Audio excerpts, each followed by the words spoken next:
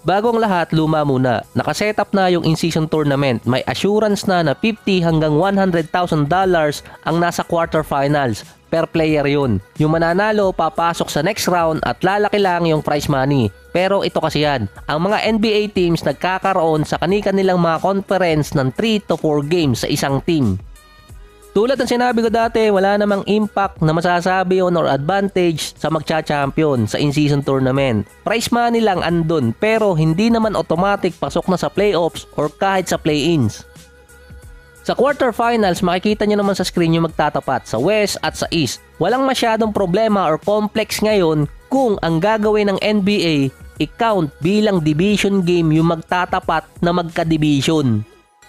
Dahil hindi naman nabanggit sa rule ng in-season tournament na hindi nila ika-count yun dahil ang sinabi doon ika-count pa rin yun sa lahat ng games sa regular season. Yung sa West magkakaroon ng technicality kapag second part na ng season or ito na yung naghahabol yung mga teams para sa standing, yung tiebreaker na mag-aagawa ng pwesto. Yung Pacific Division, yun ang isa sa mahirap na division dito sa West. Mga playoff contender ang andun. Sa in-season tournament, sa 4 na teams sa West, 3 galing sa Pacific. Yung Lakers versus Suns, kahit sinong manalo dun, dahil nga magtatapat din sila ng 5 beses ngayon, kasama dito yung in-season tournament, kung sino mananalo, meron agad edge dahil sa ranking. Kung ika-count ng NBA yon bilang division game.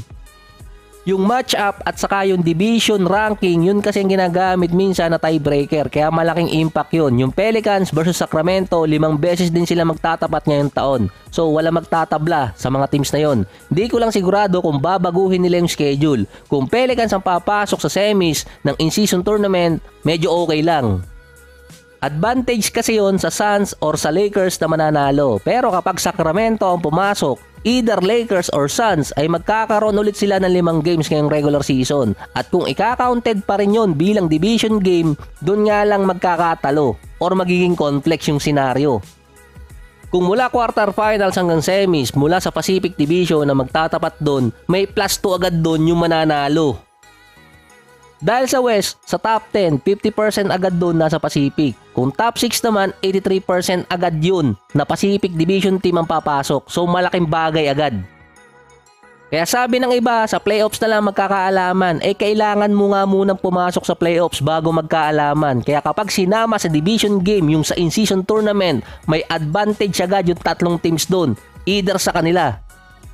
Sa tiebreaker lang to Pero yung isa pa doon sa finals ng in-season tournament, magkakaroon kasi ng +1 game yung 2 teams. Yung panabla doon kasi kapag nagkaroon ng sabihin nating tabla sa panalo, yung isa kasi doon posibleng magkaroon ng percentage disadvantage. Dahil kung 50 wins, divisible by 83 games yung isa. Yung isa naman, 50 wins, divisible by 82 games. So may disadvantage at advantage agad. Dahil pagbabasihan pa rin doon, percentage.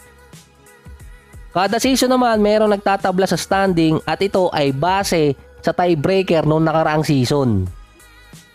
Sa ibang balita naman, nagkita ulit yung mag-best friend si Isaiah Stewart at itong si LeBron sa laban ng Detroit at Lakers. Dito, nabigyan ng unang technical si LeBron dahil sa pag-flop. Mga 2 years ago, nung susugudin nga nitong si Stewart si LeBron dahil natamaan sa may ulo. Ngayon naman, unang nabigyan ng flopping technical si LeBron dahil din sa kanya. Yung first half kasi medyo nagkakairingan na din yung dalawa sa ilalim. Matapos naman silang matambakan ng Sixers noong nakaraang game na mahigit 40 points, dito naman tinambakan ng Lakers na mahigit 20 points at umabot pa ng 33 points ang Detroit. Ang may pinakamahabang streak ngayon sa NBA. Losing side nga lang. Nasa 35 points, 9 assists si D'Angelo. Garbage time na rin kasi yung 4th quarter. Si Anthony Davis naman meron 28 points at 16 rebounds. Si LeBron nasa 25 points.